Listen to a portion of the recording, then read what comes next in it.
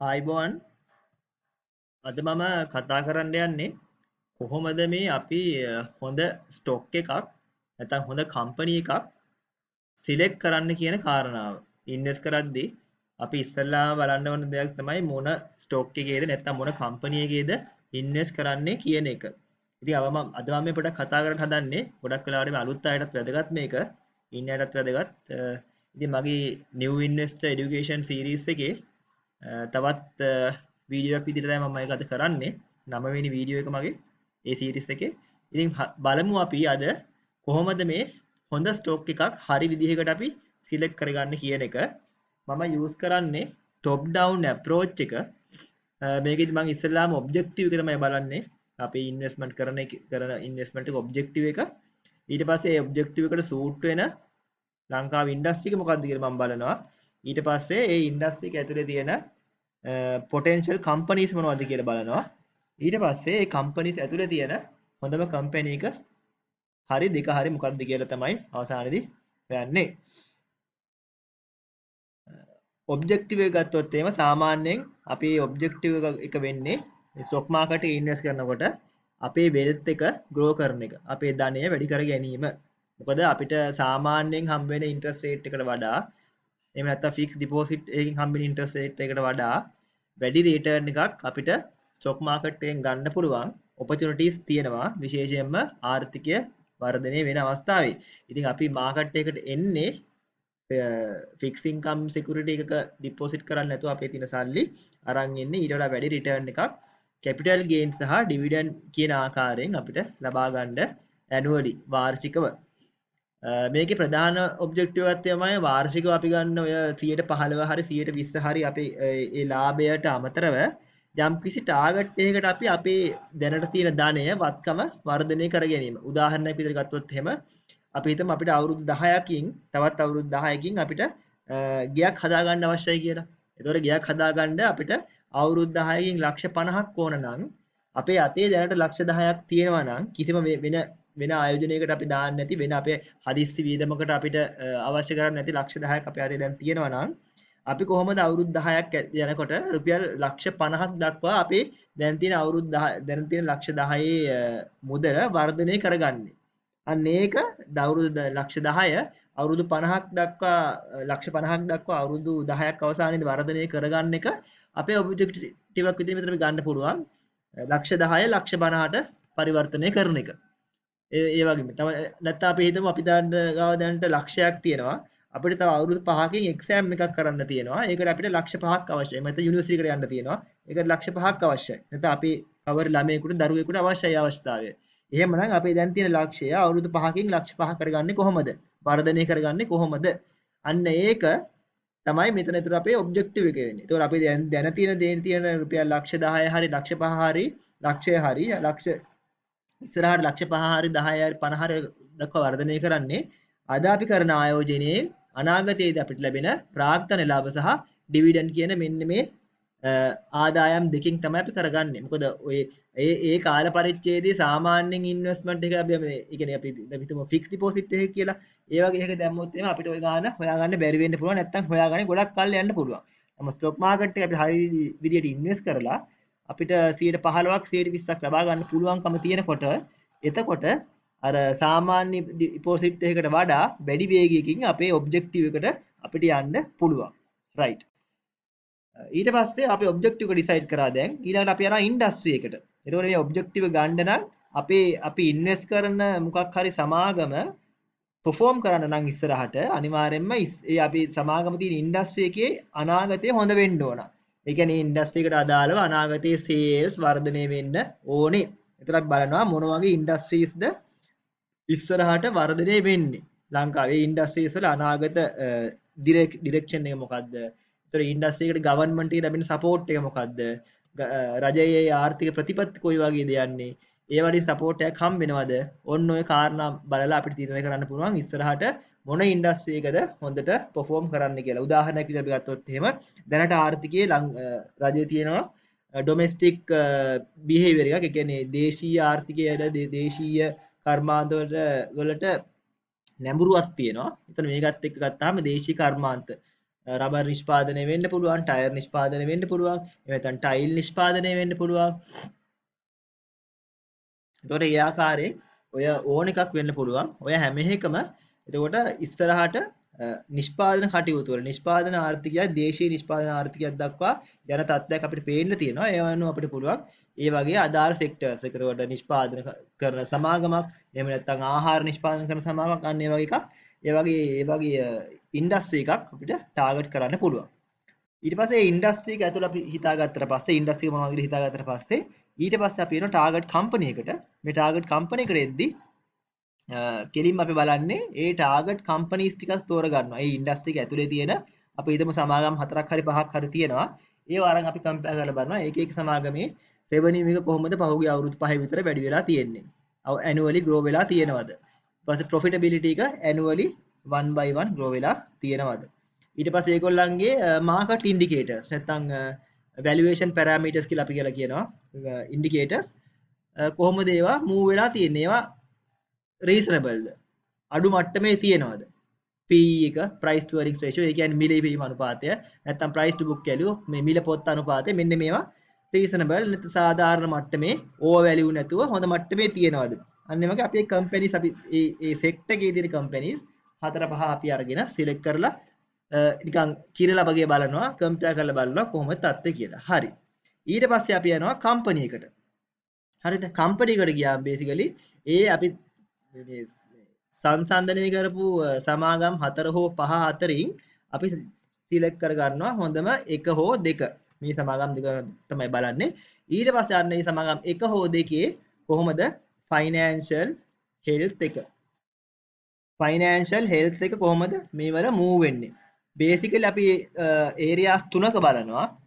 Angles තුනකින් බලන්න වෙන ෆයිනෑන්ෂල් හෙල්ත් එක බලද්දී කම්පැනි එකේ ප්‍රොෆිටබිලිටි එක පැත්තක්, ලාභදායීතාවය අනිත් පැත්තෙන් efficiency operating efficiency ඒ කියන්නේ මෙහෙයුම් කාර්යක්ෂමතාවය නිෂ්පාදන සමාගමක් නම් නිෂ්පාදන කටයුතු වල කාර්යක්ෂමතාවය කොහොමද සේවා සපයන සමාගමක් නම් සේවාවල කාර්යක්ෂමතාවය කොහොමද ඒ විදිහට අනිත් පැත්තෙන් ෆයිනෑන්ෂල් රිස්ක් ඒ කියන්නේ මූල්‍ය අවදානම ඒ කියන්නේ කම්පැනි එක අනාගතයේදී බංකොලොත් වෙන්න පුළුවන්ද අද හොඳට තියෙනවා දැනට ලස්සනට පේන්න තියෙනවා හොඳට ලාභයක් තියෙනවා නමුත් දැන් තියෙන තත්ත්වය අනුව ඉන්ඩිකේටර්ස් අනුව අනාගතයේදී මේක මෙහෙම තියෙයිද අපි මේ බලාපොරොත්තු වෙන්නේ අවුරුදු 5කට විතර ඉන්වෙස්ට් කරනවා දැන් මේ කම්පැනි එකේ. ඒකෝර අවුරුදු 5ක් යද්දි මේ කම්පැනි එක මේ විදිහටම perform කරයිද නැත්නම් මේක බංකොලොත් වෙලා වහලා දායිද කියලා බලන්නත් ඕනේ. ඒක තමයි ෆයිනෑන්ෂල් රිස්ක් කියන පැත්තෙන් අපි බලාපොරොත්තු වෙන්නේ. ඒතර මෙන්න මේ තුන් වැදෑරුම් හෙල්ත් චෙක් අප් එක අපි කරනවා. කරපුවාම අපිට බලන්න පුළුවන් ඊට පස්සේ මේ තුනෙනුත් අපිට සැටිස්ෆැක්ටරි රිසල්ට් එකක් එනවා නම්. ඒ කියන්නේ බොහොම සතුටුදායක රිසල්ට් එකක් මේ තුනෙනුත් එනවා නම් ප්‍රොෆිටබිලිටි කියන එකයි කාර්යක්ෂමතාවය කියන එකයි මූල්‍ය අවදානම් කියන එකයි මේ තුනෙන්ම අපිට සැටිස්ෆැක්ටරි රිසල්ට් එකක් එනවා නම් එහෙනම් බය නැතුව අපිට පුළුවන් දැන් තියෙන මිල ගණන් වලට ඒ සමාගමේ හෝ දෙකේ කොටස් ආයෝජනය කරන්න අපේ සල්ලි අරගෙන.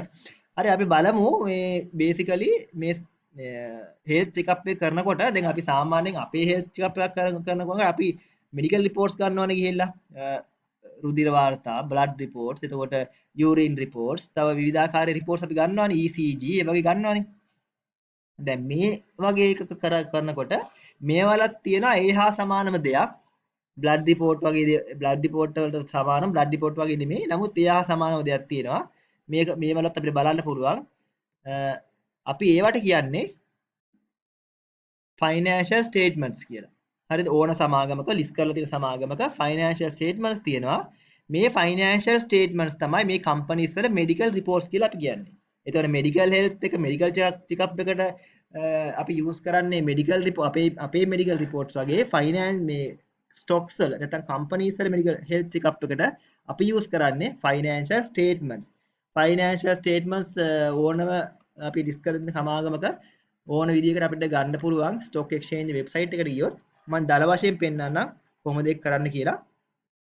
මෙන්න මේ වගේ CSC වෙබ්සයිට් එකට අපි ගියොත් අපිට පුළුවන් මෙන්න මෙතනින් කම්පැනි එකේ ෂෝට් කෝඩ් එක එන්ටර් කරලා ඕනම සමාගමක රිපෝට්ස් බලා ගන්න. උදාහරණයක් විදිහට මම බලනවා ටෝකියෝ සිමන්ට් කියන එක. ටෝකියෝ මේ විදිහට එන්ටර් කරපුවම අපිට ටෝකියෝ සිමන්ට් ස්ක්‍රීන් එකට යන්න පුළුවන්. මේකේ තියෙන ඒගොල්ලන්ගේ ඔක්කොම විස්තර මෙතන ෆයිනෑන්ෂියල්ස් කියන ටැබ් එකට අපි ගියාම ෆයිනෑන්ෂියල්ස් කියන ටැබ් එක අපිට තියෙනවා annual reports quarterly reports ඕන එකක් බලා ගන්න පුළුවන්. දැන් quarterly reports ගත්තොත් එහෙම මෙතන තියෙනවා එක එක quarter එකේ ඒගොල්ලෝ අප්ඩේට් කරපු reports. ඉතින් report එකක් අපි ගත්තොත් එහෙම මේ latest quarter report එක ගත්තොත් මෙන්න මේ විදිහට තමයි financial statements තියෙන්නේ ඕනම company එක. income statement එක, ඒ කියන්නේ ආදායම් විස්තරය. එක company එකයි නම් තියෙන්නේ මේ මුළු අපි කතා කරන group එකටම company income statement එක බැලුවොත් හරි.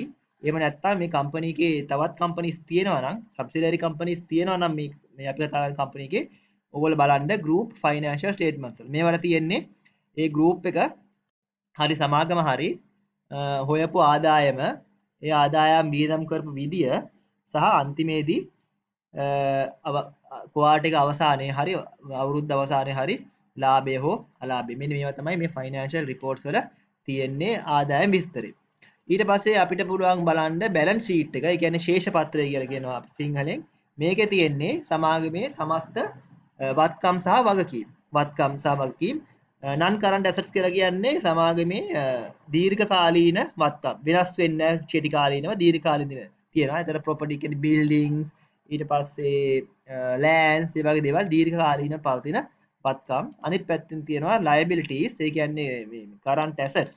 ඒ කියන්නේ short term assets තියෙන්නේ. මේවා වෙනස් වෙන්න පුළුවන්. stocks තියෙනවා. ඒ කියන්නේ බඩු තොගය, නැත්නම් මුදල්, නැත්නම් ණය ගැතියෝ මේ වගේ කෙටි කාලේ වෙනස් වෙන වත්කම් තියෙනවා current asset විදියට. liabilities ගියාම liabilities ප්‍රධාන වශයෙන්ම කොටස් තුනක් තියෙනවා. ප්‍රධාන වශයෙන්ම සමාගමේ අයිතිකරුවන්ට සමාගමේ තියෙන හිමිකාරය. ඒකට අපි කියන්නේ share capital කියලා. equity කියන එක කියලා කියන්නේ මෙතන තියෙන අන්න ඒ ප්‍රමාණය. මේ equity කියලා තියෙන capital and reserves. ඊට අමතරව අනිත් liabilities තියෙනවා long term liabilities කියන්නේ non current liabilities සහ current liabilities. non current liabilities කියන්නේ immediately මේ අවුරුද්දක් ඇතුළත අපි ගෙවන්න ඕනේ නැති දේවල්. උදාහරණයක් විදිහට long term borrowings දීර්ඝකාලීනව ගත්ත ණය. තව lease liabilities වගේ දේවල් මේ අවුරුද්දකට එහා අපිට ගෙවන්න නැතුව maintain කරන්න පුළුවන් දේවල් තමයි non current liabilities කියන්නේ. current liabilities කියන්නේ අවුරුද්දක් ඇතුළත වෙනස් වෙන්න පුළුවන් liabilities. ගෙවනවා උදාහරණයක් විදිහට suppliers වලට ගෙවන්න තියෙන දේවල්. එතකොට බැංකුව අයිරාව, බැංක් ඕවර්ඩ්‍රාෆ්ට්, short term borrowings වල short term අවුරුද්දක් ඇතුළත ගෙවන්න තියෙන වාරික ටික. ඔන්න ඒ විදිහට current liabilities තියෙනවා. ඊළඟ වැදගත්ම ස්ටේට්මන්ට් එක තමයි මේගොල්ලන්ගේ තියෙන ඕනෑම ෆයිනෑන්ෂියල් ස්ටේට්මන්ට් එක බලන්න ඕන කෑෂ් ෆ්ලෝ ස්ටේට්මන්ට් එක. ඒක පෙන්නන්නේ ඒ අවුරුද්ද පුරා හරි ඒ කාර්තුව පුරා හරි කම්පැනි එක කරපු ඔපරේෂන් ඇක්ටිවිටීස් වලින් මුදල් ආපු විදිය සහ කම්පැනි එකෙන් එළියට මුදල් ගිය විදිහ. ප්‍රධාන වශයෙන්ම කොටස් තුනක් තියෙනවා. පළවෙනි කොටස තමයි cash generated from operations. කියන්නේ operating activities. බඩු නිෂ්පාදනය කරන සමාගමක් නම් බඩු නිෂ්පාදනය කරලා විකිණීමේදී ඒ process එකේ ක්‍රියාවලියේදී සමාගම උපයපු ශුද්ධ මුදල් ආදායම තමයි cash generated from operations වලින් අපිට පෙන්නන්නේ. ප්‍රධාන වැදගත්ම ඒරියා එක මේක. ඊට අමතරව තව තියෙනවා කම්පැනි එක ඉන්වෙස්ට් කරපු දේවල්. දැන් අපි එක එක තැන් වල ඉන්වෙස්ට් කරනවා. අපි දැන් ස්ටොක්ස් වල ඉන්වෙස්ට් කරනවා. ඒ වෙලාවට අපිට ඕන ලෑන්ඩ් එකක ඉන්වෙස්ට් කරන්න පුළුවන්. ඒ වගේ කම්පැනිස් උත් ඒගොල්ලන්ගේ මැෂිනරීස් වල new capacities වල තව එක එක බිල්ඩින්ග්ස් ගන්න වගේ ඉන්වෙස්ට් කරනවා. මෙතන පෙන්නන්නේ cash flow from investing activities කියන අන්න ඒක. ඊට අමතරව තව තියෙනවා cash flow from financing activities. ඒ කියන්නේ ණය ගත්තු සහ ගෙවීමට අදාළ ඒවා. එතකොට dividend pay කරපු ඒවා, ඒ වගේ අදාළ දේවල්. මේවා තමයි basically financial statements කියලා අපිට ගන්න පුළුවන් වෙන්නේ. මම ඉස්සරහට ඊළඟ වීඩියෝ එකෙන් මම ඔයාලට කතා කරන්නම් තවත් deep ගිහිල්ලා තවත් ඇතුළට ගිහිල්ලා කොහොමද මේවා අපි මේ indicators use කරලා මෙන්න මේ medical reports වගේ තියෙන financial reports වලින් අපි තීරණය කරන්නේ මේ companies හොඳයිද ඇත්ත වශයෙන්ම නරකයිද කියන එක.